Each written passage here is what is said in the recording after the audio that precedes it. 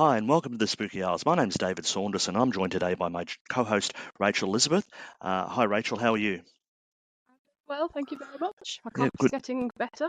No, that's very good. From the last time we spoke, you weren't sounding too great. No. Our very special guest today is a fellow named Jay Hollis, who I've known for a number of years, who's written for the Spooky Owls. He's a paranormal investigator, researcher, and musician, and that's one of the reasons we're talking to him today. He's performing under the name Millionth Chance because apparently there's quite a few Jay Hollises or Jason Hollises around the world who perform music. Now, what's of interest to Spooky Owls readers, listeners, and fans is that his debut album is called The Ghost Companion. People who've been into the spookiness for many years will know The Ghost Companion is a very old book that we would have enjoyed in our childhoods, and that's why my first question is going to be to Jay. Tell us about The Ghost Companion. Hi, David. So The Ghost Companion is a book that I have had since I was about 10 years old. And being a musician as well, I wrote a song. I started writing a song, I suppose, about 15 years ago, called The Boy Who Drew Cats, which was based on one of the stories from the anthology book, The Ghost Companion. Can you tell us about The Ghost Companion, like who wrote it, and why it's so influential to you? Well, The Ghost Companion is an anthology book of I think it's 15 or 16 ghost stories, and it was edited by Peter Haining, who I think is a name that's quite familiar to fans of Spooky Isles. Yeah. And so it starts with a story by M.R. James, and then there's each story in there is by a different author. So like Algernon Blackwood, O. Henry, H.R. Wakefield, who wrote The Red Lodge, which is featured in there. It's probably the scariest of the stories in there. And it was sold through the Puffin Book Club, which is I think it's Penguin Books, like children's branch. It is, absolutely. I was a member of the Puffin Club.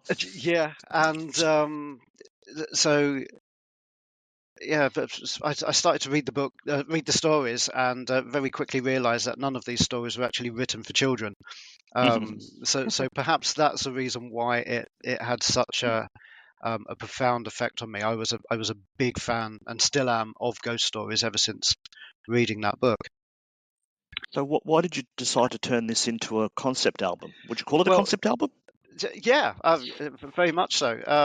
I started with The Boy Who Drew Cats, and that took a while to sort of read, because to write, because I initially started with a song that was like hugely long, and then I had to whittle it down and and try to tell the story within an acceptable number of verses. And by the time I finished that, I had a as you do, I had the thought, wouldn't it be great if I was to write a song for every story in the Ghost Companion? And then I thought, that's mad. No one's gonna want to listen to that. Maybe I should do an EP. So the original idea was to do an EP of 4 songs, based on 4 chosen stories from the Ghost Companion. And then the COVID lockdown happened, and part of my coping mechanism to get through that was to, especially at the weekends, because I was still working from home anyway, but at the weekends I was recording. And I was just, I was recording old songs, I was recording new songs. I recorded The Boy Who Drew Cats and the other 3 songs that I'd started working on for the EP. And then I wrote some more based on other stories from the Ghost Companion, and it soon turned into an album's length. And so I thought, yeah, sod it, go for it. Let's have an album's worth, and see what I can do with that. Have you ever experienced? Sorry, I was going to say, have you ever experienced anything spooky while you've been recording and writing the music based on the ghost stories? Not not while I've been actually working on them. Not to my mind, anyway. I have had a few, and only a few, like one or two, spooky experiences over the years, but not Yeah. actually while working on the songs. Yeah. How do you feel that when you write the songs? I mean, that was an interesting thing because I think there's probably a lot of people do get inspired while they're doing their music and might be overwhelmed by the paranormal. I don't know, but how did you? Like, I've listened to the songs, but I haven't read the Ghost Companion for many years. Have you read it, Rachel? Have you read the Ghost Companion? I haven't, no. But I'm sure you Oh, know you those. really should.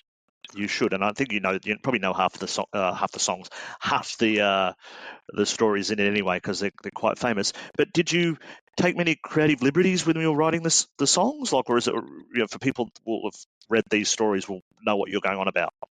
So it depends on the song. The Boy Who Drew Cats is a fairly faithful retelling of the story, as written down by Lafcadio O'Hearn. Right.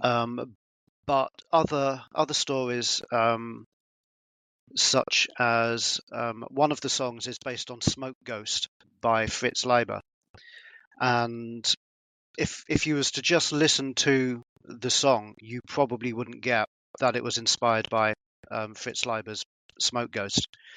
Um, I I've I wrote a first draft of it. In fact, I wrote a song that was sounds nothing like the end product, and I'd started working on that, but I'd used lines from the story, and I thought that would probably get me into trouble in terms of copyright. So I went back to the drawing board with it and thought, there's my doorbell. So I went back to the drawing board, and rather than try to tell the story, I thought, if I take an aspect from the story and sort of work on that. So I sort of worked on, what would be the attitude or opinion of the ghost from that story, and then I worked on that, and it sort of turned into a comment on climate change. So rather than say, "Oh, I don't want to go there," I thought, yeah, let's keep it in that direction, and that's how I worked on it. So it's you probably, without being told that it's based on Fritz Leiber's Smoke Ghost, you wouldn't know that my song "Made of Smoke" is actually inspired by it. I think you'd use that as a single. Is it the single? It Made was, of yeah. Smoke? Yeah. Yeah. Yeah. So because I was actually, I'd marked that out as a song I was going to ask you about because I actually find that the most spooky for some reason because the whole album is very folkloric, very melodic. You obviously hear things that you think compare it to. I was almost thinking sort of a Led Zeppelin-y type of David Bowie. I'm not particularly into that kind of music, but it was the kind of thing that I was hearing, and then I could obviously feel that you were influenced by it. It's very spooky. It's very, almost feels got a 70s feel to it. Yeah. Yeah, I'd and that's go when with the book came out. Like, it is a sort of that era. It was originally published in 1975, and then it was republished in 1978 with one of the stories had been changed. Okay. So I think that was to make it more suitable for the children's market. Yeah, it is. I was just on YouTube the other day and I'm flicking around. I always like to try to see what kind of TV shows they have on there. And there's one Dramarama, which was called Spooky. Did you ever see that? It was from about 1980 in the 80s. It was like an anthology show, a bit like Shadows. So I vaguely remember it. I'm not sure if And I ever watched it. doesn't matter. You could look it up and you could just look for Yeah. it, drummer. And why I'm going on this tangent is because it's supposed to be for kids, but I wouldn't allow any of mine, to watch that because it was actually really, really creepy. Like some of the kids' stuff is far, far worse than adult stuff. Mm. And so I wouldn't have even been able to tell you that the Ghost Companion was unsuitable because the best stuff is written for children. Yeah, there were so many. I mean, so many books in the 70s I can remember, and you'd look at the covers of those books, and you think, my God, I mean, kids Same with lapped it up, but Goosebumps as well. they weren't. You can imagine that they shouldn't have been intended for kids, and yet they were. Yeah. Well, I remember I got this series, and I forget what it was called, but it was like all these different hauntings, and I've rebought it, and I've got it in my library and all that. The library, like I've got a library, I've got a bookshelf, and it's like Culloden, and the guy's like, the soldier's like covered in blood, and it's Yeah. literally a children's book, like a Yeah. Peppa Pig type book, and he's like, and so I mean, I think the Ghost Companion obviously had a really deep effect on you because you have written for Spooky Owls on the Ghost Companion before. I Do you have, reckon yeah. that's the point? Do you think that's the point that pushed you into all this? I don't know. Possibly. It's one of those books that I return to every few years and read again, even though I've read the stories before and I know how they end. It's something that I've been reading constantly, really. I've returned to it, And every couple of years. And I mean, I know Rachel will ask you a question about this in a sec, but I think when you read that you're a paranormal investigator yourself and you've written Haunted Enfield, I believe you're still doing ghost investigations. Yeah. How does what you read in these books compared to your real life experiences or your experiences of at least attempting to find them?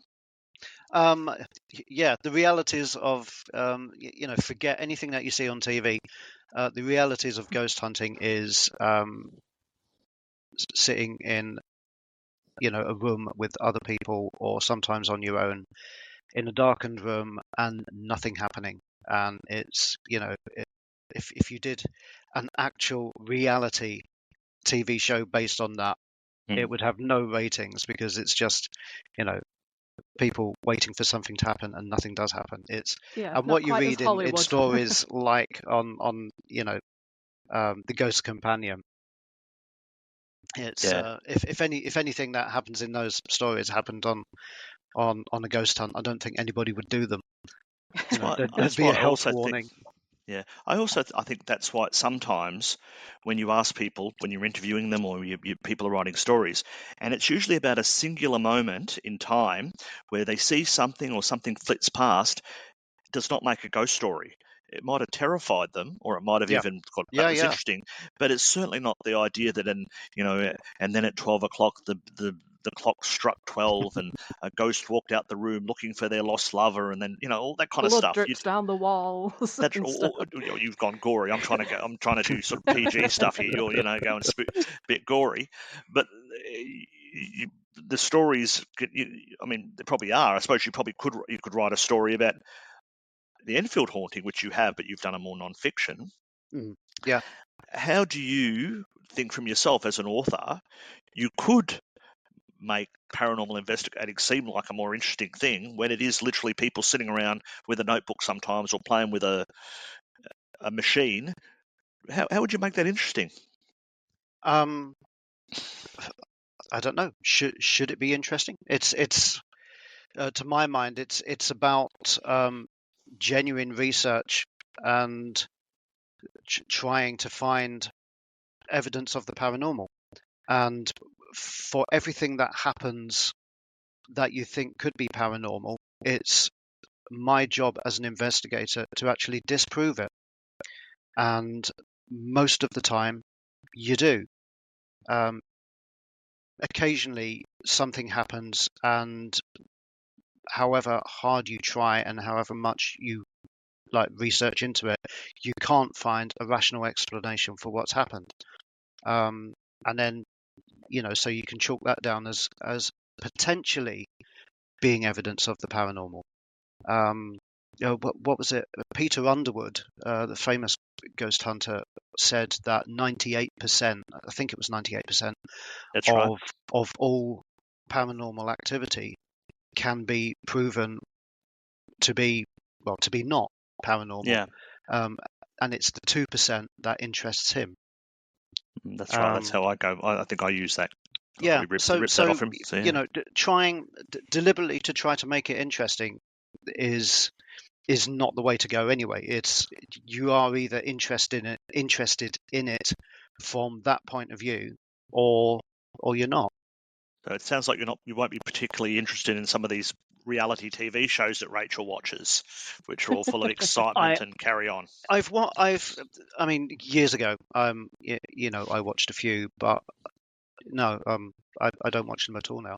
No. What I have been watching, and I'm quite an avid fan of, is Uncanny. Yeah, absolutely. Oh yes.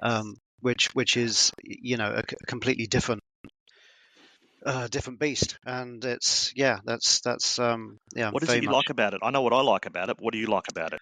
Um, I like the fact that it is real people coming forward with their experiences, and you have the backstory behind that being investigated. You have you have two paranormal psychologists, one a skeptic, one a believer, putting forward theories as to what might be happening. And I mean, poor Kieran O'Keefe, his none of his skeptical theories seem to hold much water, really, once put to the test, which is fascinating.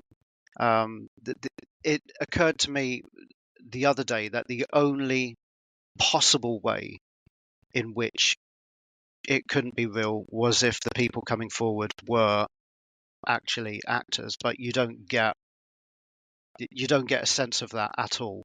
I think they are genuine people coming forward with their experiences. Do you find it difficult when it comes to presenting evidence? Because a lot of the time, like when I watch the ghost hunting shows, they might get a really good EVP and then it's brushed off as, oh, that can be background noise, or they might capture what they say is a shadow figure, and someone said, oh, it's just light coming in through the window. So sometimes it seems hard when people think they've collected evidence to then present it, and then it gets brushed off as mundane stuff such as the wind or light tricks. It's how can you present it to be like, no, this is strong evidence?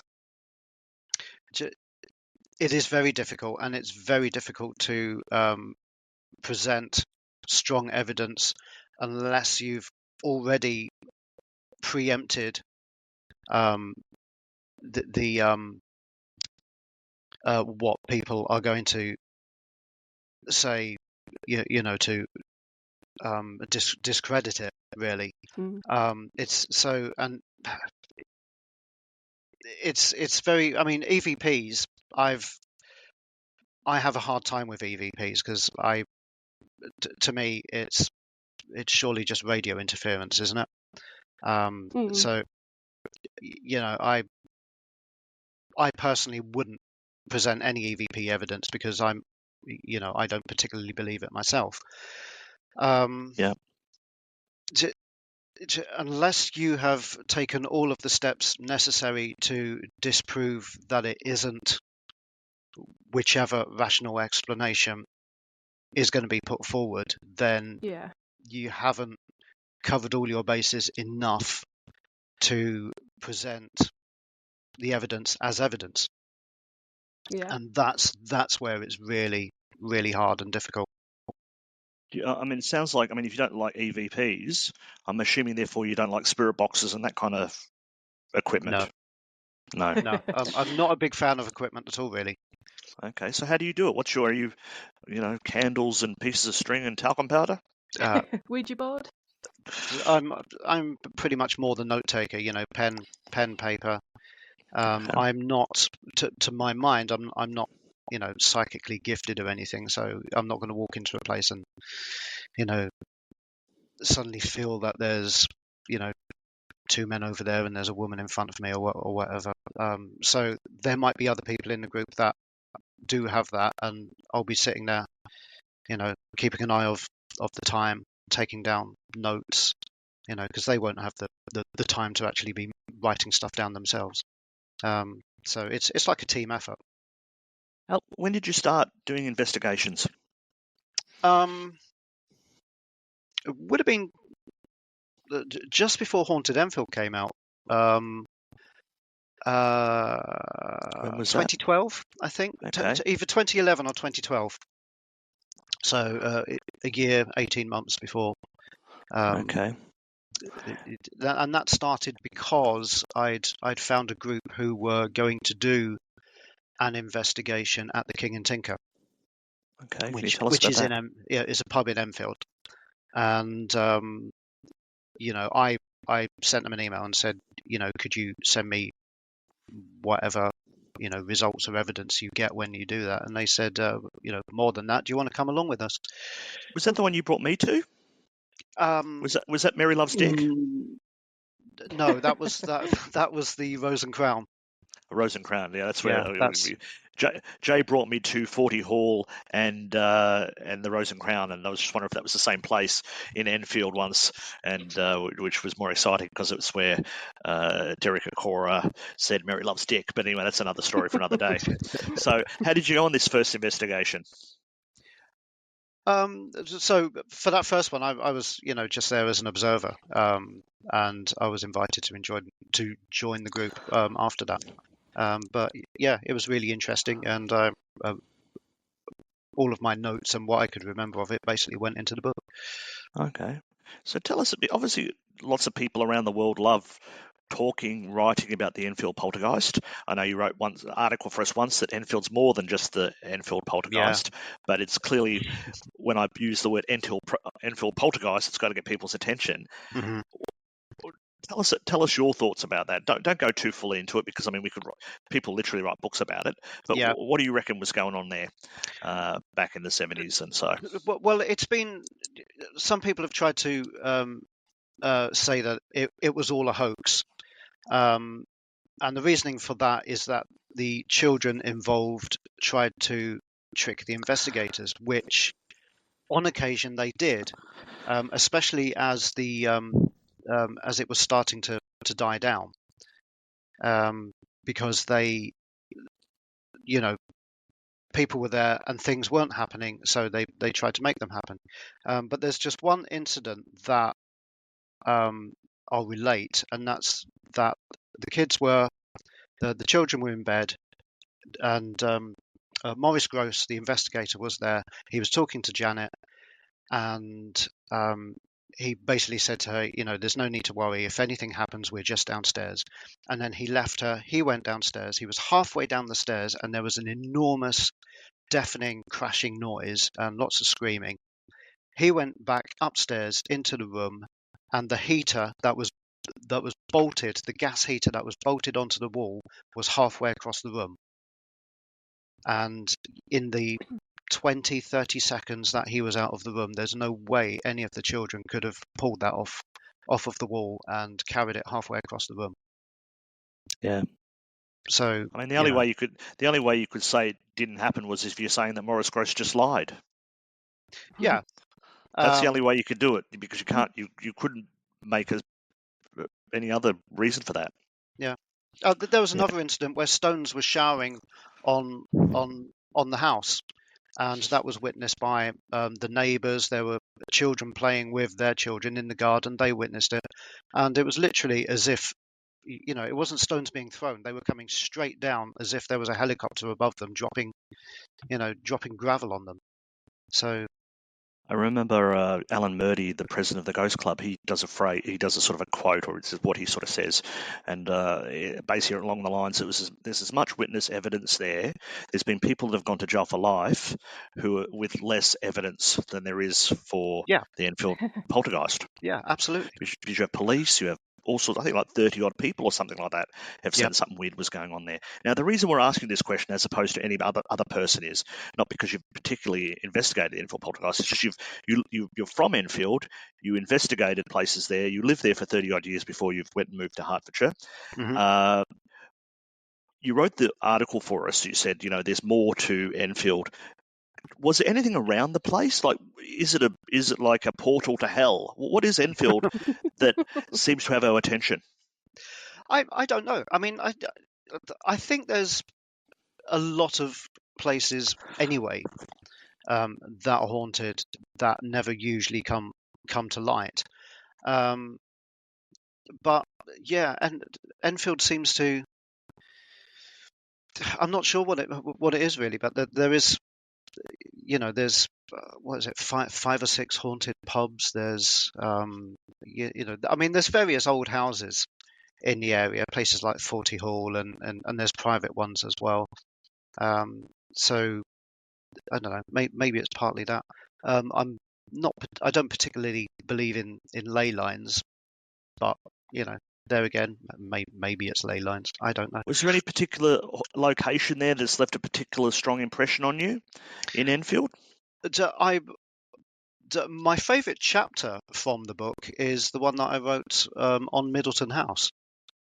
Okay. Which the house itself isn't open, but the grounds and the gardens are.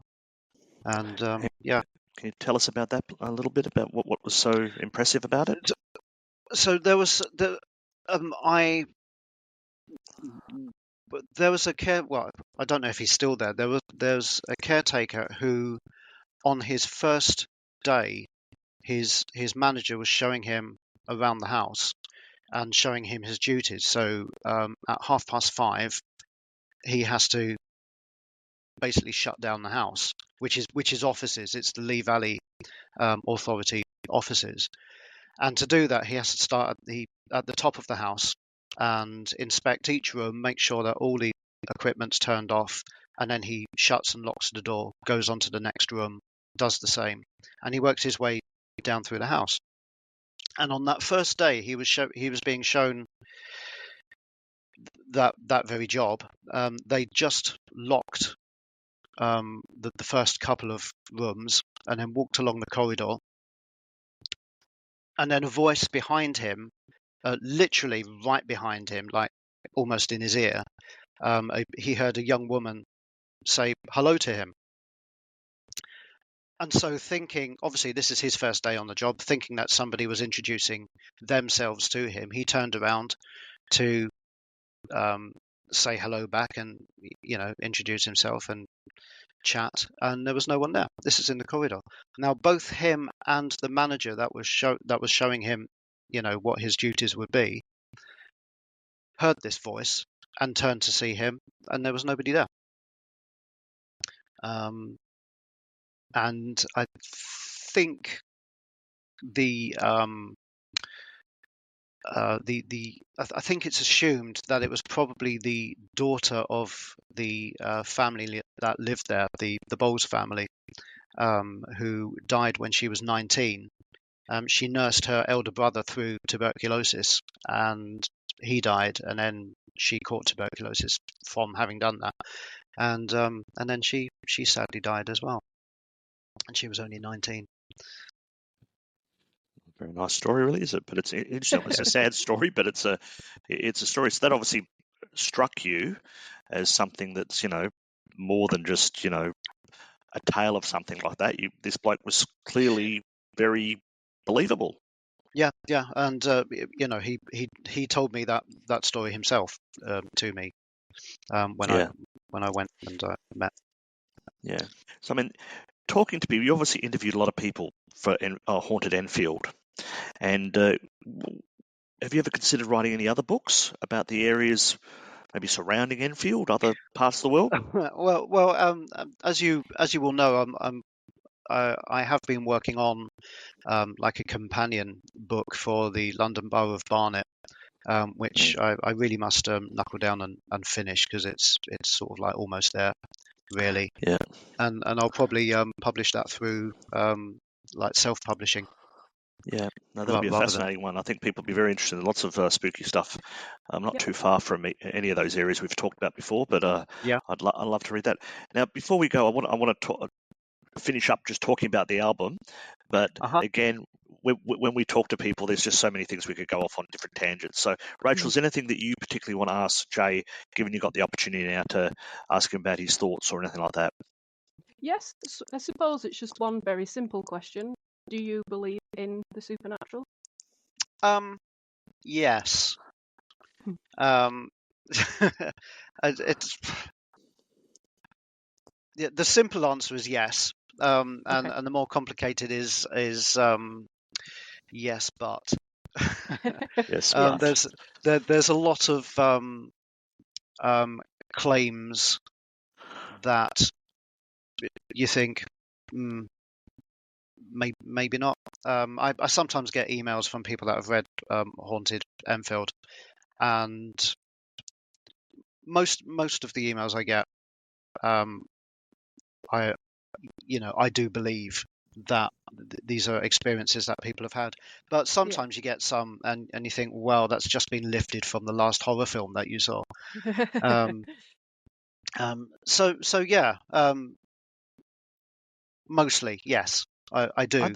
I think that is a phenomenon. Just funny you say that though. Like people have been saying that a lot of kids their experiences nowadays seem to replicate the kind of things that you would have in horror films, like blood going down the walls or Yeah. that kind of stuff. Whereas we, who might have read The Ghost Companion, have a different view of what a ghosty type thing would be. Like I would be like in my imagination, a ghost is someone that would walk through a wall or a floating wreath across the garden, whereas all Yeah. theirs is like and all that kind of ripping. I wouldn't get particularly scared by a ghost. I mean, probably shiver me a bit and like oh that's I'd actually think that was pretty cool. Yeah. Whereas kids today, I'd love to see a ghost. I'd love to Me see the too. ghosts the way they say, and you Yeah. wouldn't even know they weren't. You were talking to them just the way I'm talking to you now, Hmm. and these are the things that's amazing that. But the problem with it is though, you've got to go through so much effort. I feel to find that because you've got to literally sit there for hours and hours and hours, and what you just said with your notebook and writing it out Yeah. and waiting, because I Yeah. don't know. Have you been to a place that's been like supposedly so haunted and so famous that it should be like Piccadilly Circus for ghosts? Have you been to any of these kind of sort of touristy type ghost places? Well, yeah. I mean, last year I took my daughter to the Tower of London. Yeah. Yeah, because she wanted to see the ravens, and I yeah, I don't know. I was slightly disappointed because it was full of people wanting to see the ravens and wanting to see everything that's there. Full of tourists. Um, I was not really talking about that kind of tourism though. I'm talking about the tourism where it's these pubs or private houses that are now set up themselves as for paranormal groups to go to. You spend a night well, there. yeah. I many oh, 10 no more than 10 years ago now. I went to the what's it called? The haunted, the ancient Ram Inn Yeah. in Gloucestershire, which is very much like paranormal Disneyland, um, in in a rather dangerously ramshackle building. Yeah. And yeah, that was quite interesting. Did you I experience anything? Did anyone while you were there experience anything? um not well, possibly. I think if I remember correctly, we'd only just arrived, and somebody saw somebody looking out of one of the upper windows. And at the time, there was only one person in there, which was the old guy that used to run it. So that was, I think, quite exciting. Um, but yeah, it was. It, I sort of found it no more haunted than other places I've been to, really. You've been to some fabulous places though, so it's not like really comparing the two. But you've been to some Yeah, really good places. I'm sure a full skeptic that had, if somebody that was fully skeptic had been there on the night that I was there, they would have come away not having been challenged on their skepticism at all. Yeah. Yeah. Um, Okay. but there was it was a pretty uh, exciting place for a paranormal fan to be. Okay. So you had fun though, which is the Yeah. Oh main yeah. thing. Yeah. Yeah. Well, that's the main thing. All right. Well, just before we go, like you've done this concept album, The Ghost Companion as Million Chances. Million Chances, is that right? I'm trying to make Uh, sure I say yeah. Millionth chance. million chance that's your sort of stage name, because there's many Jason Hollises around doing music. Mm. But do you think you'll do another one? I'd like to. There's a particular song that I would like to finish recording and get released this year, which concerns the R101 airship. And this year will be the 95th anniversary of when it crashed in 1930. So I'd like to get that out. And ultimately, I'd like to, have another album out. I mean, if I could, I'd be putting out albums every 6 months. Yeah. But it's time and it's money. And you do all the music, you do all the instruments and the writing and everything, don't you? But pretty much, yeah. Everything on there. There's I had a drummer supply some drum work on one track, and I used he'd done some drumming for some other songs that I didn't use, but I took a sample of his drumming for one of the other songs as well for that. Yeah. But other than that, yeah, it's all me. No, it's very, very impressive. Anyway, thank you, Jay. So how can people get their hands on your music? We'll put all the links and everything, as we normally do in show notes and on the website on spookyowls.com. But where can they find your music? It's available on all the usual download and streaming sites, so Spotify, Tidal, Amazon Music, you name it, if it's there. It's also up on, I have a Bandcamp account from which you can actually buy a physical copy. Cool. So it's available as a CD, which I have on there. Very cool. I was going to say, it's not an LP, is it? It's not old school. You're not got a... No, it's I'd like to put some vinyl out. So maybe in the future I might do that. That'd be very cool. CDs are old school now. They're coming back. CDs are old school, yeah. They are. Cassettes are coming back as well. Yeah, but only because people never use them. Yeah. I don't know why you would. They've never had to do that thing with the pencil.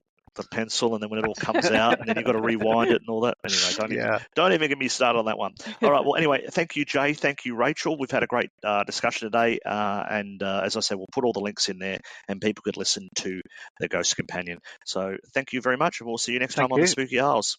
Yes, goodbye. Thanks, David. Bye.